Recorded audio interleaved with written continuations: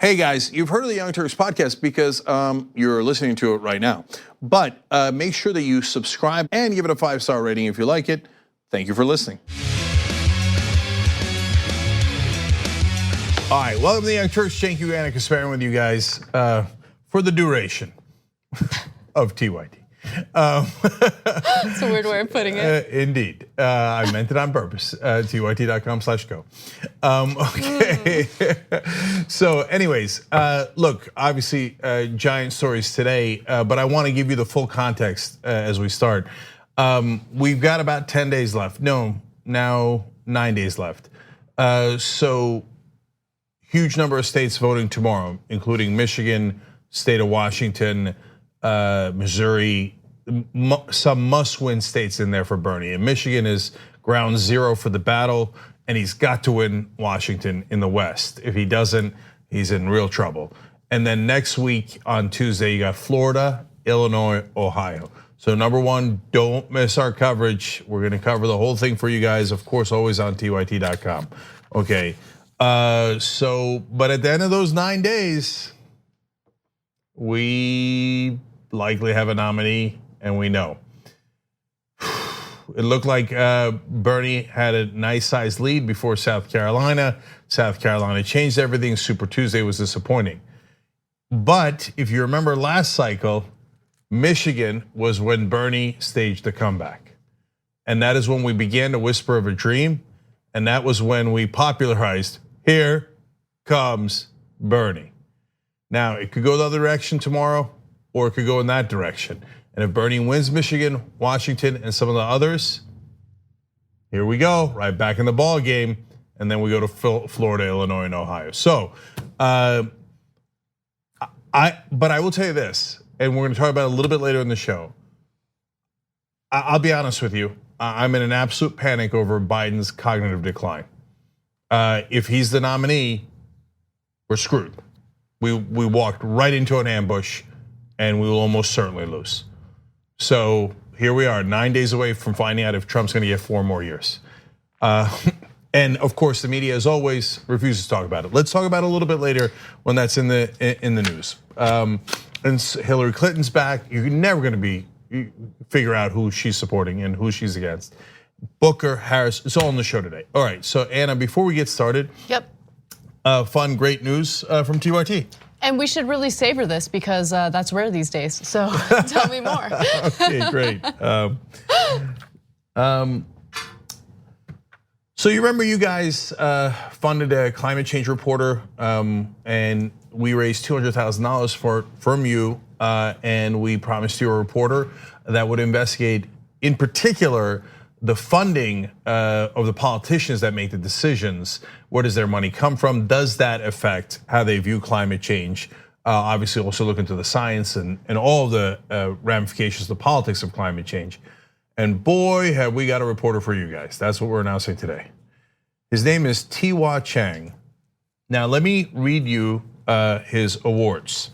He has a Peabody Award, an Edward R. Murrow Award, a New York Press Club Award, 5 Emmys, Lifetime Achievement Award at Asian American Journalists Association, also awards from National Association of Black Journalists, the Philadelphia, Denver, and Detroit Press Associations, the Associated Press, and United Press International. Has worked at almost every news network there is, recently at ABC and CBS. He, among his many great works, was on the issue of civil rights. He broke the Medgar Evers story, that's the murder of the civil rights leader, and found his true assassin, found 4 witnesses to that to testify 30 years later and bring him to justice. I couldn't be more proud to hire someone who worked on that story and broke that story. And you guys should be proud because you're the ones hiring him. And thank you for doing that. And then on stories related to corruption, and this is his body of work here is endless. That's why he's won all those awards. He did a story about how Rudy Giuliani put the Emergency Response Center in World Trade Center 7. Now that collapsed on 9/11, and everybody always asked. I remember asking on the air, like, why would you put the response center in the World Trade Center when the only place that was attacked before was the World Trade Center? it turns out the person who owned that building was Rudy's donor. And Ti-Hua broke that story. So he's got excellent, not just credentials, but like I said, body of work. And we're honored to have him here. So our managing editor, Jonathan Larson, talked to him this morning because today is his first day, and he told a story about one of the first lessons he learned at journalism school at Columbia. Yeah, actually, I want to hear from him because he explained an experience that I think shows how he's perfect for TYT, how he really does go along with our school of thought when it comes to journalism. Yeah, that's right. And so, by the way, after we hired him, I found out he went to Penn undergrad and then Columbia graduate school, just like I did, but apparently did a lot more than I did with it. So, but back then when he was in Columbia Journalism School, he was getting taught by legendary producer Fred Friendly, who really is a legend. And he tells this story to Jonathan about what happened next. Let's watch. In my first broadcast class at Columbia, he showed a story by a CBS correspondent named Morton Dean, on a new anti-personnel weapon being used in Vietnam. And what it was, you drop a bomb and all these nails, like the size of your fingers practically, would shoot every few inches, cover every few inches for 100 yards. And the idea was that you maim people. Morton Dean showed it on a piece of wood. That's how the Army would only let him do it. And so Fred Friendly asked everyone in the class, the up-and-coming young students, and what do you think of the story? And they said, oh, it was well written, it was well done, it was good editing, and then it came to me. And I'm sitting there as, a former anti-Vietnam War activist. I said, F it. And I just said, listen, if it were me doing that story, I would show the bodies, because that's what an anti-personnel weapon is for. It's not for pieces of wood, it's for human beings. And my whole class attacked me. Oh, you're not being neutral, you're taking a position, but it taught me this, that neutrality is not necessarily objectivity, and objectivity is not necessarily neutrality sometimes. And you can't just say both sides, and that's telling the truth. So Fred Friendly now speaks, and he said, if Edward R. Murrow were here today, and I thought he was going to say he kicked Ti-Hua out of the school. He said he said he would back Ti-Hua, because sometimes you have to take a stand. I love that. Oh, it's got TYT written all over it. I mean, how long have I been talking about objectivity, not neutrality? Turns out Ti-Hua knew that a long time ago, way before me. So it's funny that his professor told him Edward R. Murrow would take his side. Well, later he went on to get an Edward R. Murrow Award. And I want to just end on this. It was for a piece he did in 2005, and it was for exposing police officers using helicopter and high-tech infrared equipment to spy on private citizens. And he broke that story and he got the Murrow Award for that, and well deserved. It's really an honor to have him here, and I'm really looking forward to his stories on climate change, the money that fuels it, and you can see all of that at tyt.com/investigates. And as usual, we couldn't have hired him without you. Thank you for hiring him for us. And when he does do those stories, please spread them far and wide so people understand why we're not actually fighting climate change. It doesn't have to do with people who don't think, oh God, I'm not sure if 99% of the scientists are correct. It's because they're getting paid not to fight climate change. Let's find out the details, let's find out the facts, and let's report them for you. All right, well, let's move on to what's happening in the Democratic primary, because we have some updates on the Biden campaign that should concern anyone who cares about, real structural change in this country. So, when Biden told his wealthy donors that nothing will fundamentally change under his watch, turns out he was telling the truth. In fact, some of his senior advisors spoke to Axios on condition of anonymity, and we learned through Axios' reporting that Biden is considering some pretty big name bankers to serve in his White House, if he, of course, wins the general election. Keep in mind, he needs to win the Democratic primary first. I know everyone in the media is treating him as if he's already the nominee, but that's not the case yet. Well, let me give you the details on what we've learned through Axios. Biden advisors describe a return to normal plan, a reversal of President Trump's unorthodox style. So far, so good. I mean, sort of. Yeah, look, we're all traumatized by Trump, and a return to normal does sound wonderful in some ways. On the other hand, if you return to the pre-Trump era, Remind me what that led to. Not so good. Oh, right, the Trump era. That's what it led to. So if we go back to how it was before, I'm not sure that story ends well. But wait till you get a load of some of the folks that might be coming into the Biden administration if it were to wind up that way. So there is a segment of this story that I refer to as Biden's bankers because many bankers would serve in his administration. For instance, now Mike Bloomberg, maybe you don't want to consider him a banker, but he did show up in this report. Mike Bloomberg, who swiftly endorsed Biden after the former mayor's campaign collapsed, would be a top possibility to head the World Bank. Oh, great. So a guy who he's not a banker, but he made all of his money through the Bloomberg terminals that service Wall Street. Massively pro Wall Street for deregulation of Wall Street. While, by the way, Wall Street collapses again today. We'll talk more about that later in the show. And so the guy who helped Wall Street collapse a couple of times would be in charge of the World Bank. Wonderful.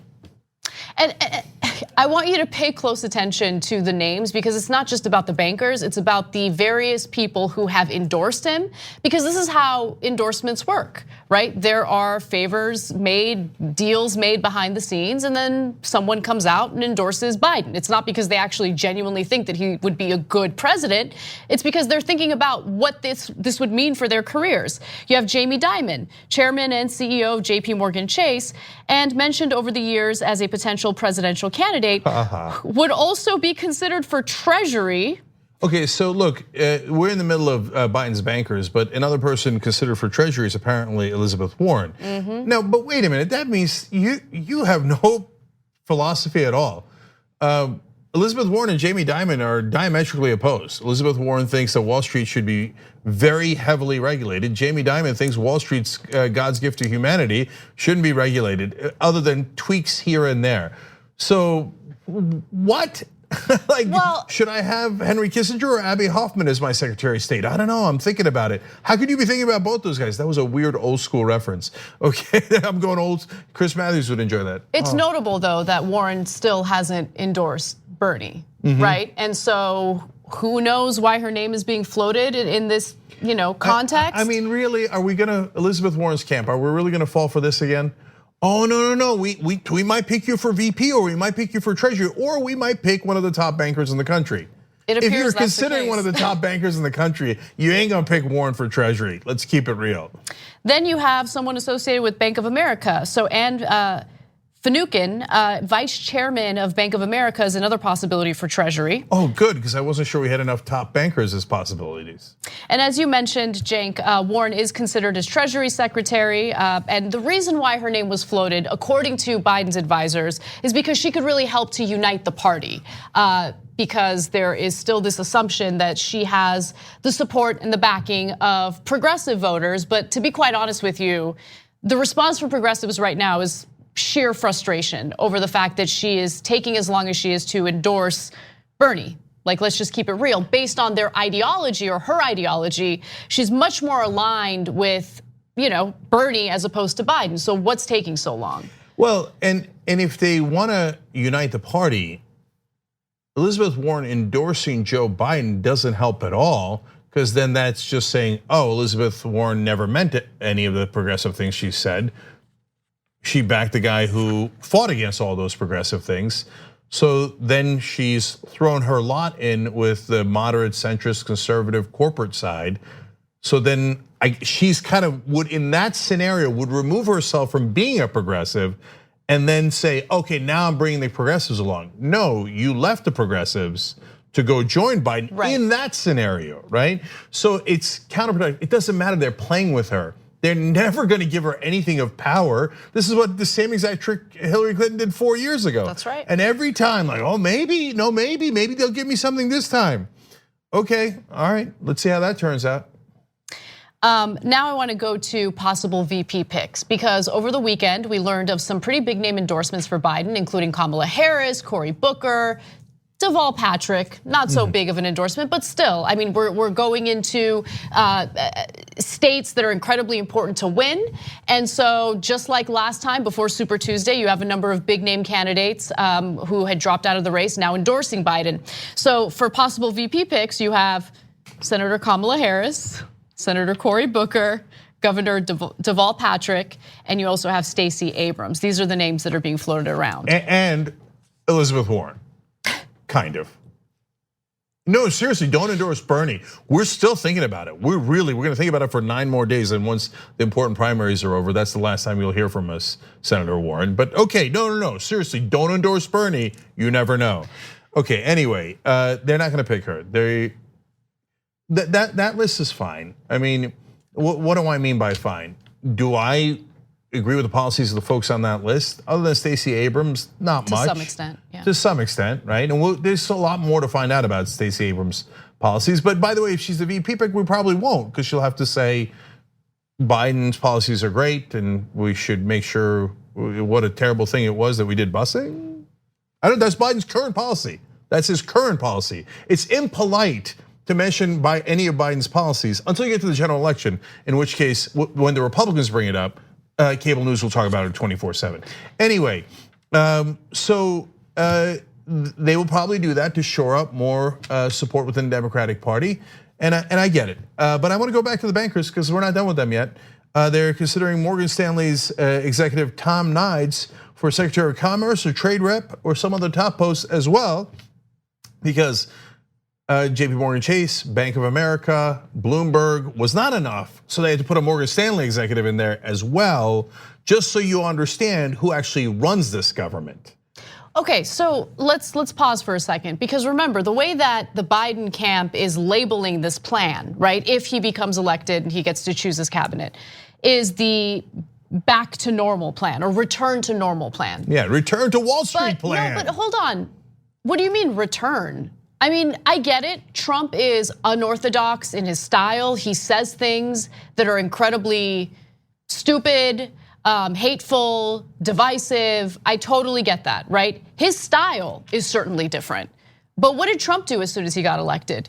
I mean, Steve Mnuchin isn't like some Marxist that was plucked out of a Berkeley program to serve as Treasury Secretary. No, Steve Mnuchin was a banker. Right? Yeah. So there is no return to normal. Like, we've been stewing in this corrupt political system, and the only reason why Donald Trump is treated differently is because he's transparent about how corrupt he is. He's transparent about how hateful he is, right? I mean, his immigration policy is certainly more cruel than previous administrations, but aside from, those things that set him apart, fact of the matter is he's very similar to previous presidents, and he's certainly similar to Biden when it comes to cabinet picks. Yeah, the bankers have been running us. There's no return, right? What did Trump have, like 3 or 4 Goldman Sachs officials in his cabinet, even though he ran his campaign against Goldman Sachs? No, Trump is part of the elites too. He's part of, I mean, you kidding me? He's patient zero in corruption, both systemic corruption and personal corruption layered on top. So Biden's big theme, I guess, is Trump's personal corruption is terrible. I'm just going back to the normal systemic corruption that we used to have. Yay, and everybody on cable news goes nuts, standing ovation. Yes, all of our friends are back. Let me just say though, I will give Biden this.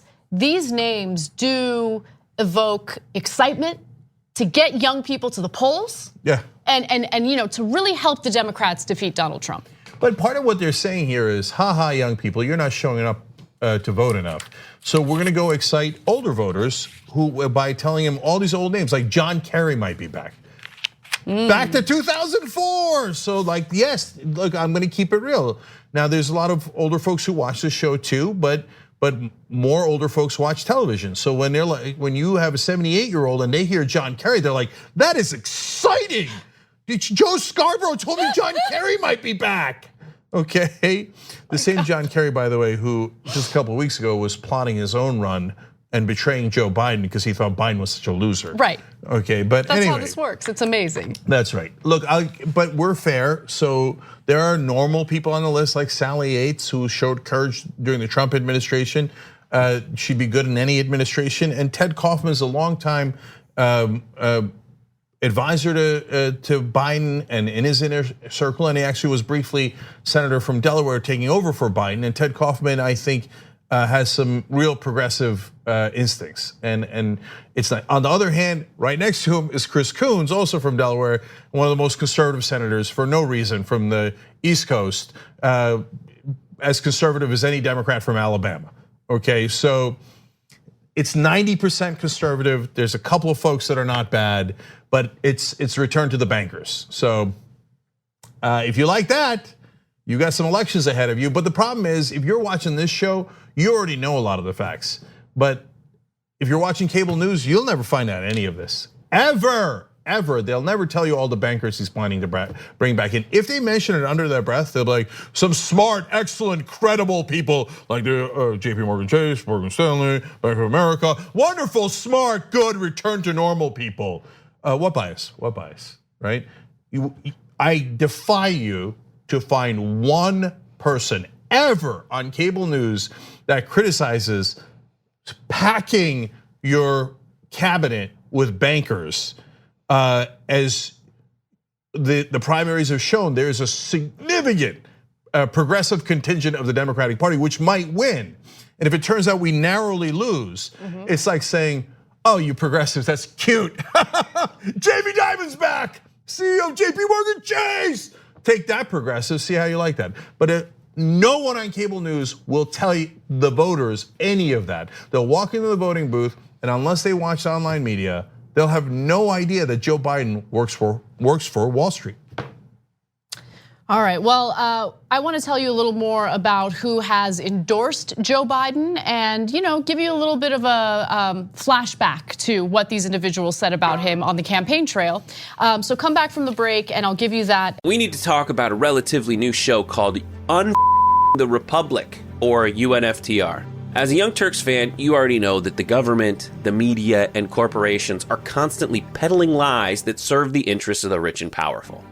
But now there's a podcast dedicated to unraveling those lies, debunking the conventional wisdom. In each episode of the Republic, or UNFTR, the host delves into a different historical episode or topic that's generally misunderstood or purposely obfuscated by the so-called powers that be, featuring in-depth research, razor-sharp commentary, and just the right amount of vulgarity. The UNFTR podcast takes a sledgehammer to what you thought you knew about some of the nation's most sacred historical cows. But don't just take my word for it. The New York Times described UNFTR as consistently compelling and educational, aiming to challenge conventional wisdom and upend the historical narratives that were taught in school. For as the great philosopher Yoda once put it, you must unlearn what you have learned. And that's true whether you're in Jedi training or you're uprooting and exposing all the propaganda and disinformation you've been fed over the course of your lifetime. So search for UNFTR in your podcast app today and get ready to get informed, angered, and entertained all at the same time.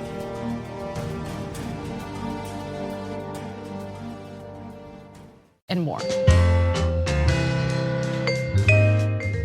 All right, back on the Young Turks. Ben31 writes in, I love Ti-Hua Chang. He used to be in New York City, WNBC4. Yes, that's right. Jeffrey says, making an ad that skewers Biden for these appointment plans should be like shooting fish in a barrel. They won't do it. It's Bernie's team, they're too polite. One last thing, says Anna telling Cenk to savor it. We all know who the saver in chief is. Did some savoring over the weekend. Not a cheetah, I'm not a lion, writes in. Welcome to the family, Ti-Hua. How dare she, writes in. Damn, Ti-Hua sounds like a badass. I'm so glad I donated, thank you. You can do it again, by the way, tyt.com/go. That's our general fundraising. We're trying to get 200,000 in March. Hopefully we can get there much quicker than that, because we got a long campaign ahead of us to make us sustainable and bring you guys change. Riley Audit writes in on YouTube Super Chat, just dropped my early vote for Bernie in Melbourne, Florida.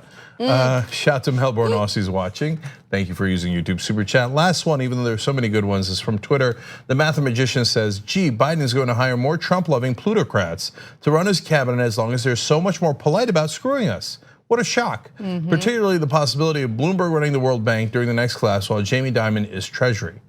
Yeah, by the way, that's not an accident. So the collapse is not coming, it's here. We're in the middle of the collapse right now.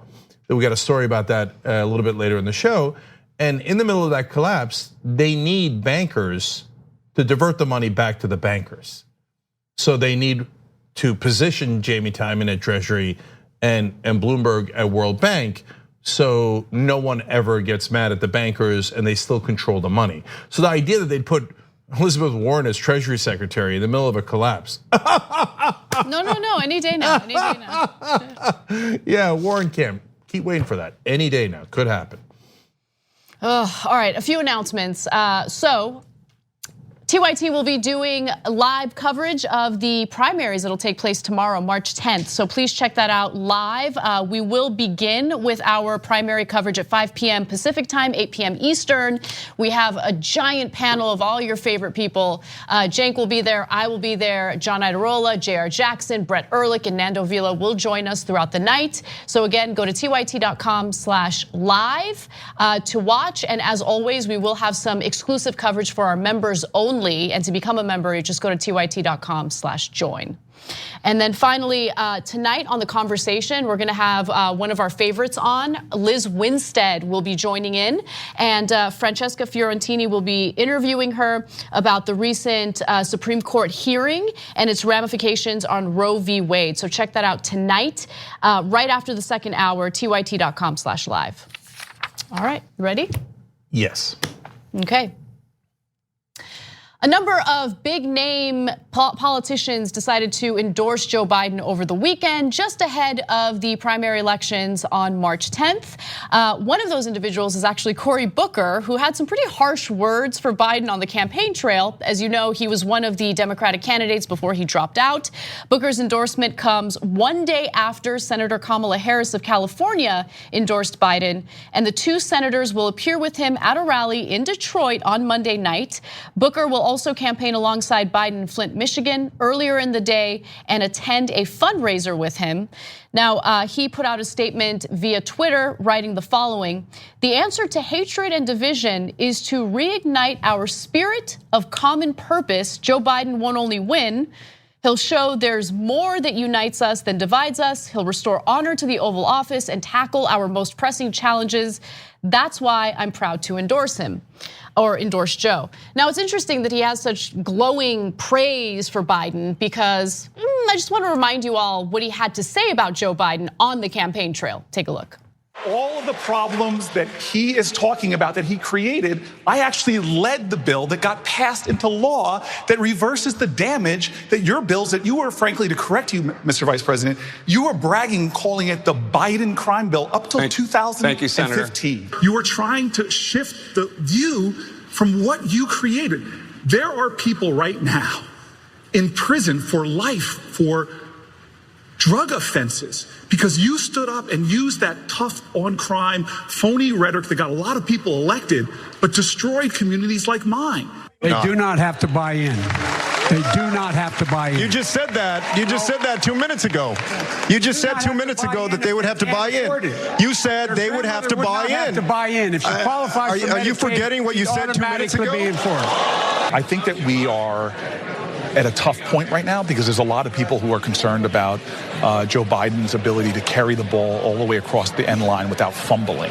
And I think that Castro has some really legitimate concerns about can he be someone in a long, grueling campaign that can get the ball over the line. So before I was worried about his mental state and his awful record on race and criminal justice and 94 crime bill that imprisoned millions of people for his political benefit. But now I think I might be able to get a cabinet position.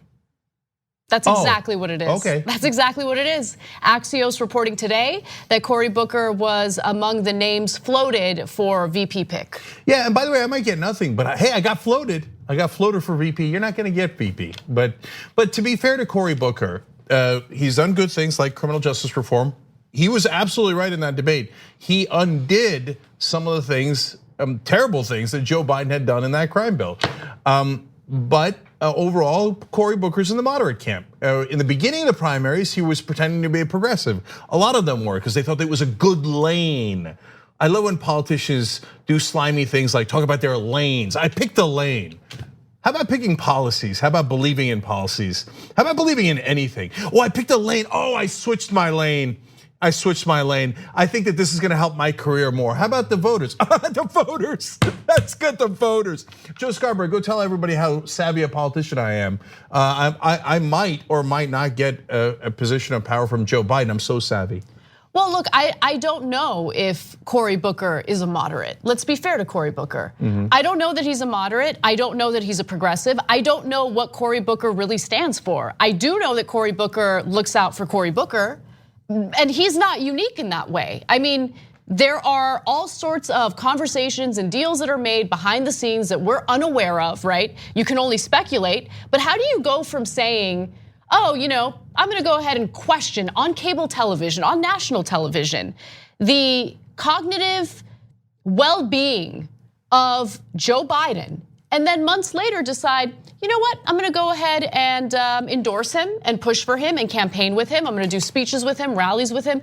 It's because you know that if you work hard enough for him and he gets elected, good things might happen to your career. And so it's the grift that keeps on grifting. Like, it's nonstop in politics. And our political system, I think, attracts that type of person. 100%. So let's talk about why they're coming out now. We're gonna get to Kamala Harris second. So they need to win Michigan. And Michigan is a huge battleground state between progressives and establishment Democrats. Bernie pulled off a huge upset there back in 2016. Michigan also has Detroit, has a lot of African-American voters. So now Booker and Harris are running down there and going, yeah, Joe Biden's so great with African-Americans. Let's remember things that they have pointed out that are absolutely true, that Biden was not picked by Barack Obama because he was great with African Americans. He didn't need help on that at all. He was picked because to satiate white people. He's like, oh, I need someone that white people are comfortable with. Right. And that's why he picked Biden in the first place. But anyway, but then why didn't Booker and Harris jump in South Carolina in Super Tuesday? Because there again, there was a ton of African American voters in the South. And so it would have been helpful to get it. Oh, they had to see if Biden was gonna win. Because if Biden's not gonna win, you don't wanna back the wrong horse. Because what is this about, policy? Principles? No. Me. If somebody else was gonna win, then I was gonna back them so I could get a cabinet position. But now, I mean, he needs me less than he did on Super Tuesday, but he still needs me in Detroit. Now I could still jump in and be Johnny come lately and maybe get myself something. Oh, right. Bravo. How politically savvy. Because in order to be successful in politics, you apparently need to be malleable in every way when it comes to who you support, what you support, which policies you propose. In fact, let's go to Kamala Harris's endorsement of Biden. She put out this video via Twitter. I'm just here thinking about all of the folks who for generations have fought and died for our civil rights and fought to help our nation achieve its ideals. And you guys know we still have yet to achieve those ideals, but one of the greatest things about us is we are willing to fight to get there. So I just wanted you guys to know, because you've been supporting me for so long, and I just wanted you guys to know I have decided that I am, with great enthusiasm, going to endorse Joe Biden for President of the United States. I believe in Joe. So she filmed that video while in Alabama, and in the very beginning she was talking about the importance of racial justice, which I find fascinating because if you can recall, one of the highlights of the Democratic debates was this moment between Joe Biden, who was against integrated busing, and Kamala Harris. Take a look. I agree with you when you commit yourself to the importance of finding common ground. But I also believe, and it's personal, and I was actually it was hurtful to hear you talk about the reputations of two United States senators who built their reputations and career on the segregation of race in this country. And it was not only that, but you also worked with them to oppose busing. And there was a little girl in California who was part of the second class to integrate her public schools. And she was bused to school every day. And that little girl was me. I never get tired of Joe Biden getting surprised by that. I know, right? Like Joe, everybody knew she was going towards it was me, right? The only person who didn't know was Joe. So anyway, but look, there it is. There it is. Oh, it's like out of a movie. It's like out of a movie. Joe, you're in the middle of a debate, please. Anyway, But back then, Kamala Harris was right. And that is Joe Biden's true civil rights record. That's why he was literally hanging his head in shame for most of the time that she was talking. Right. Now, Kamala Harris tells us he's wonderful on civil rights. And then they wonder why we can't stand politicians. And then everybody on TV, all the New York Times guys, everybody yells at me, us, saying, you're hurting the party. You have to say glowing lies about Democratic officials.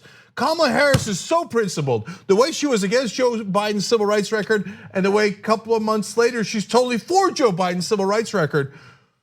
Yay? Yeah. Okay. Now, last thing on endorsements for now. These do matter, by the way. So, like, rando endorsements are overhyped, but when the entire party comes on one side, and Nate Silver has written a lot about this, and this he's right about, historically at least, it has made a giant, giant difference. Why? As I learned in my campaign, all politics is branding. So all these folks are adding their brand on top of Joe Biden's brand and thereby burnishing his brand. So when people go to vote, they go, oh, they see Cory Booker, they see Kamala Harris, they see all these folks within Joe Biden's brand, and they go, okay, now I'm gonna vote for him because I like Kamala Harris, etc. Now, Joe Biden, I think, has now 26 or 28% of the number of people who could endorse that are governors or sitting congressmen from the party, which is an okay number for this stage in the elections. Do you know how many Bernie Sanders has? 2%. Now they say that's because he's not a good team player. Well, there's a lot of truth in that because he doesn't sell out. So the team wants him to come on, just take the ExxonMobil money. Be a good team player. Bernie's not a good team. I'm not endorsing him. He didn't take any Goldman Sachs money like I did. He's embarrassing me, right? So that's the game at hand. Now, since those endorsements matter, and there's very few endorsements that Bernie Sanders could get who are in the progressive camp. It's Monday, guys. Giant elections are Tuesday, tomorrow. Where's Warren? So, where's Warren? And look, there are groups who endorsed Warren who aren't waiting for Warren to endorse Bernie. They've come out and they said that they support Bernie. You should vote for him. You get the picture. But it's just frustrating because one of Bernie's weaknesses, and I don't see it as a weakness, I see it as one of his strengths, but it's a weakness in this current system. Politics is transactional. Everything in politics is transactional. And so everyone's looking to get their bread buttered, right? And so I can't imagine Bernie having these discussions about like, hey, favor for a favor, you know? Maybe VP pick, maybe press secretary, maybe treasury secretary. Like every time he gets asked about appointments, he always says it's too soon to talk about that, right? Mm-hmm. And I love that because he's absolutely right. But it ends up hurting him because everyone's looking out for themselves and he's not promising anyone anything. The only people he's promising anything to are working people in America. Yeah, all these folks that are profiles encourage. Look, I'm obviously frustrated and I should be frustrated. You should be frustrated. I not just Warren. Look, I'm gonna pick a random person and say, why bother talking about him? Well, because he matters and he could make a big difference. So, and it's another person that I personally like and believe in. Al Gore, okay? So if you want action on climate change, what's Joe Biden gonna do? Oh, we'll get us back into Paris Climate Accord and then do nothing else, nothing else. We're not gonna fix it, you know it. So- That's such a good point. So that's such a good point. I mean, but it might hurt people's reputation. It might hurt Warren's reputation. It might hurt Gore's reputation. And I'm picking on them because they're the two biggest. And I have a personal affinity towards them. Okay, and I'm telling you that anyway. But everybody else, I mean, sitting on the sideline right now. Elections tomorrow. There is no sitting on the sideline. Sitting on the sideline means off you go. Good luck. I mean, it's like Jon Snow when all those guys all the horses are marching towards him and he pulls out his sword, except nobody comes to back him up. Yeah. You know, it's just us. And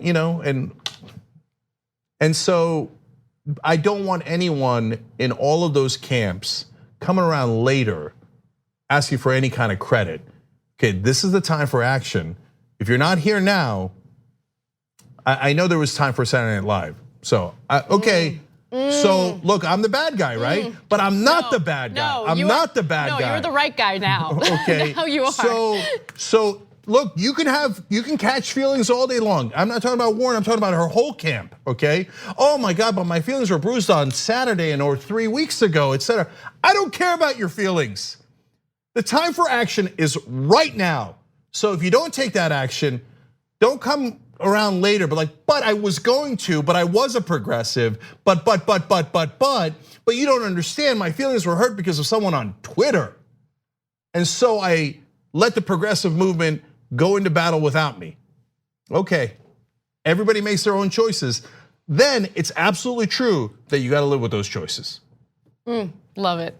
All right, we gotta take a break. When we come back, we already have a sneak peek of what Trump's game plan is if he is in the general election against Biden. Not looking pretty for Biden, and he is certainly not prepared. We'll give you those details and more when we return. At TYT, we frequently talk about all the ways that big tech companies are taking control of our online lives, constantly monitoring us and storing and selling our data. But that doesn't mean we have to let them. It's possible to stay anonymous online and hide your data from the prying eyes of big tech. And one of the best ways is with ExpressVPN. ExpressVPN hides your IP address, making your activity more difficult to trace and sell to advertisers. ExpressVPN also encrypts 100% of your network data to protect you from eavesdroppers and cyber criminals. And it's also easy to install. A single mouse click protects all your devices. But listen guys, this is important. ExpressVPN is rated #1 by CNET and Wired magazine. So take back control of your life online and secure your data with a top VPN solution available, ExpressVPN. And if you go to expressvpn.com/TYT, you can get 3 extra months for free with this exclusive link just for TYT fans. That's expressvpn.com/TYT. Check it out today. We hope you're enjoying this free clip from the Young Turks. If you want to get the whole show and more exclusive content while supporting independent media, become a member at tyt.com/join today. In the meantime, enjoy this free segment. All right, back on the Young Turks. Let's go members first. Gabby Marita, Elizabeth Warren is just waiting for permission to endorse Biden. We'll see. But by the way, if you're going for VP, the people who endorse first have a better chance. So if she waits till everything is settled and then endorses Biden, it's really the worst case scenario. So Thomas says, quote, with great enthusiasm about Kamala Harris's video where she said that at the end, I have more enthusiasm to clean my house. 100%, I know. Yeah, it did not look enthusiastic at all. A lot of people wrote in about that. I'll give you one more. Rainbow Bright said, so now the DNC is participating in hostage videos. I literally was going to say that, but I got so worked up about Warren, I forgot to go back to it. It looked like a hostage video, it did. Yeah. Up against the wall. Now say with great enthusiasm. With great enthusiasm, I support Joe Biden. Okay. You know, remember Kirsten Gillibrand? Yeah. She was one of the first, if not the first, to drop out. But she was being interviewed today on CNN and they were pressuring her to endorse and she refused to do it. Oh, good for her. Yeah, I was actually really impressed and really impressed because I see her as more of a moderate Democrat, even though she'll say otherwise. And then she spent the rest of the interview talking about how we need to get money out of politics. No, she's on the warpath on that, and I love that. Look, man, all I care about is policy. So Gillibrand, yes, used to be a moderate, but she has the best of the public financing options. So, I mean, I would do anything I could to get her proposal passed in the Senate and the House. So go Kirsten Gillibrand. You come to the right side, I love it, I don't care when. I do care when, but still, I'll take it, okay? Mondo Libre says, I like Elizabeth Warren's brave new stances in her past, no guts now. They're treating Sanders like he's the Antichrist, they are. Do you wanna give the poll results on Elizabeth Warren, speaking of which? So last week we asked you guys to participate in a poll and share with us who you thought Elizabeth Warren was likely to endorse, right? And so the question was specifically, now that Warren's out, who will she endorse? And about 1,000 of you answered. Coming in at #1, no one, meaning that she won't endorse anyone during the primary race. 44% of you said that she'll endorse no one. Coming in at second is Bernie Sanders at 30%, and coming in third is Biden at 25%. Yeah, I'd vote 1 too. I think no one is most likely. That's what she's done in the past. And every person that's connected to her is saying people asking her to endorse now when it matters is, quote, bullying her. Okay. All right. Okay, pretty please? Okay, did that help? All right. Anyway, Martin Wynn adds on YouTube Super Chat says, VP under Joe might get you the presidency. Now that's true, but think about how crass that calculation is.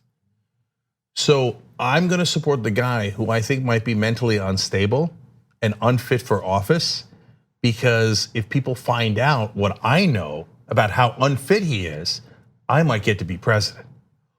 Wow, just when you thought politicians couldn't get any worse.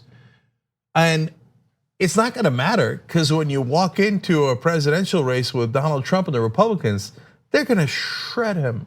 Yes. They're going to eviscerate him. In fact, that's our next story. It is. Last one, Seth Jones says on Twitter, lines at college towns, U of M and MSU are long tonight in early voting in Michigan. Hopefully a great sign for Bernie Sanders. I hope so. Early voting, if you're Bernie Sanders folks, you got to vote, you got to vote. Michigan is everything, Washington is everything.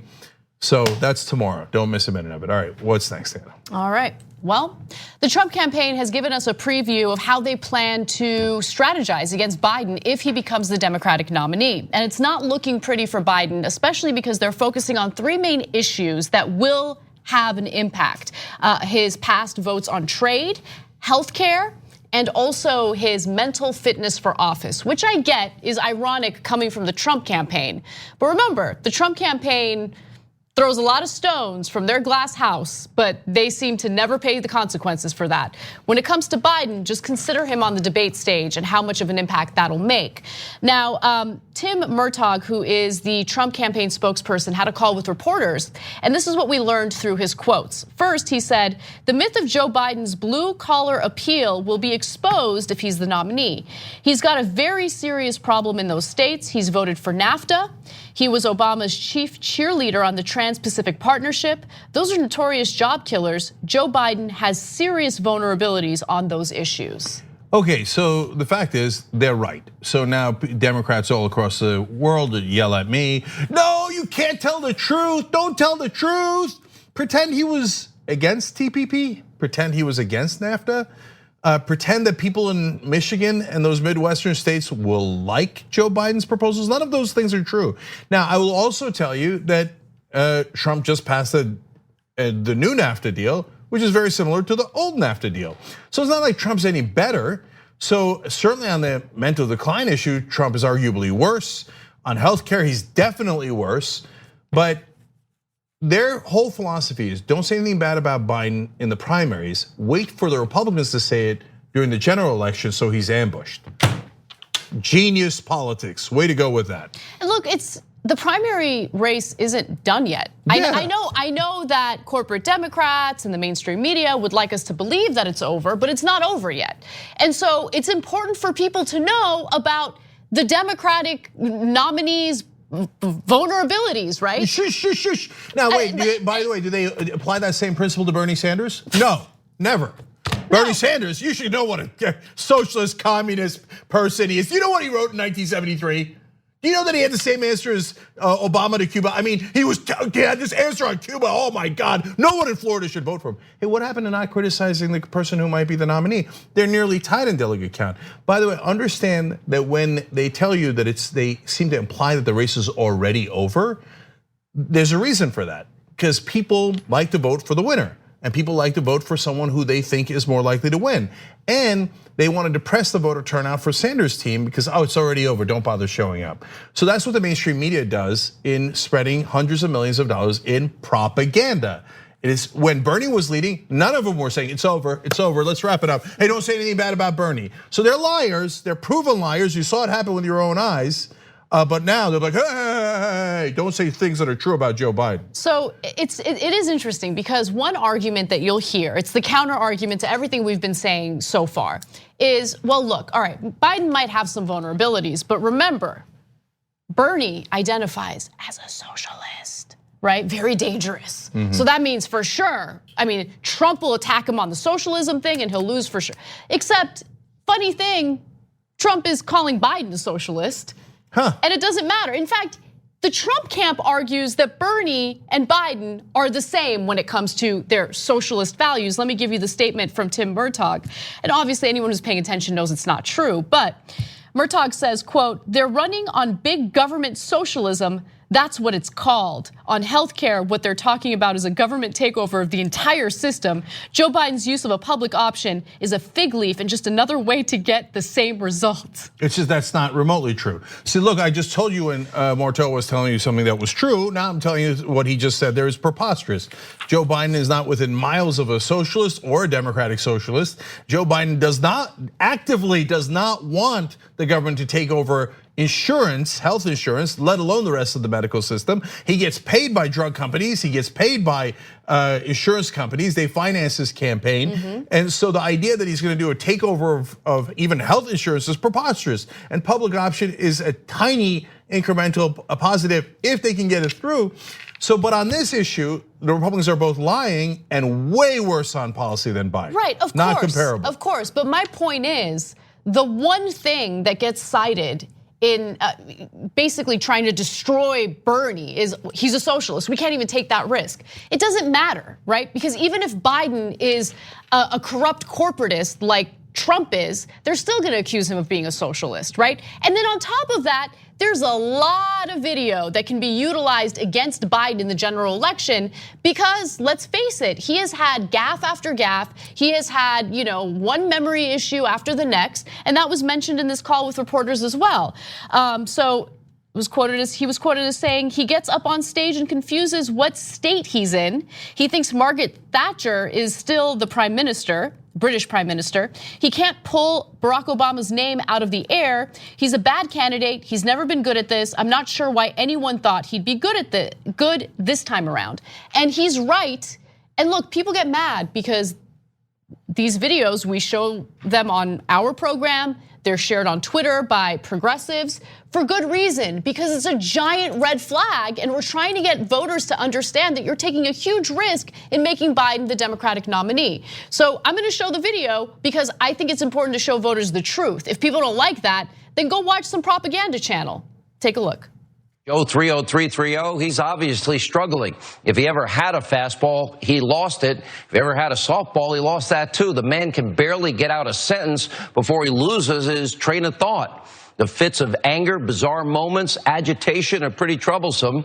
And by the way, he just seems completely incapable of recalling basic fundamental facts like, oh, I'm running for president, not the Senate. If Donald Trump mixed up Iowa and Ohio once, the media, and you know where I'm going on this one, right, guys? The media would be on TV. Every telepsychologist would say, Donald Trump has lost his mind. He's in the later stages of dementia and a combination of Alzheimer's. He's not fit to run. Joe Biden doesn't know what state he's in 50% of the time. Bernie was so frightening, they picked a man that is showing obvious signs of dementia, which is astounding. Because if you consider that what he's displaying gets worse, what's he going to be like 3 years from now? Yeah. If he doesn't know what state he's in, he can't figure out who his wife is, and if he thinks 150 million people, which is half the population roughly of America, got killed, then what's he going to be like 2 years from now when that illness gets worse? Do you think? I don't think we should look. We're dealing with who's going to be the president of the United States, and we shouldn't pussyfoot around with this. The man has something wrong with him. And it's serious. They're gonna eviscerate him. No, they are. And look, don't think I don't understand how ridiculous it is to have Rudy Giuliani make these arguments. Mr. butt dial reporters constantly and say out of control things on a daily basis. That's who Rudy Giuliani is. I totally understand how ridiculous it is for him to throw these types of stones. But at the same time, unfortunately, there's way too much evidence to what they're saying, right? Forgetting the Declaration of Independence. You know the all thing. Men are created what? Everyone knows the rest of it. You don't have to know the rest of the whole statement. All men are created what? Unequal? No, equal. All men are created equal. Look, guys, I'm with Anna. I've been talking about the 25th Amendment in relation to Trump for a long, long time. Anybody who watches the show knows that. The guy keeps saying oranges instead of origins. That's Donald Trump. So none of these guys have a leg to stand on, but that doesn't matter. They're gonna roll the video of Biden making one mistake after another until he has 0% chance of getting elected. And there's truth to it. He said Super Thursday instead of Super Tuesday. He's been in politics for over 5 decades. Everybody knows it's Super Tuesday. He's in New Hampshire, one of the first 2 states. He calls it Vermont. He called his wife his sister. Guys, there's something wrong with him.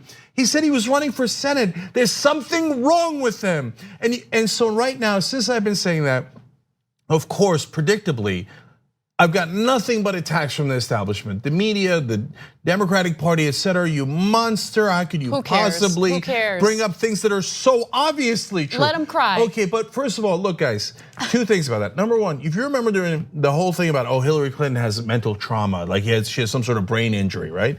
What did I say? I said that was total nonsense. Right. And some progressives got mad at me. I'm like, there's no evidence of that in her speeches, in the debates. I don't agree with her policy, but she's perfectly fine mentally. The other guy, on the other hand, Donald Trump, has got massive issues. In this case, look, but this is so important. It doesn't matter what we say now. Those guys you just saw are gonna say that on a loop for 4 straight months, 6 straight months. And then what's gonna happen? All the rest of cable news is gonna say, well, there's nothing we could do. The Republicans made it an issue, so we all have to talk about it. They're gonna spend 6 months debating if Joe Biden has lost his entire mind or half his mind.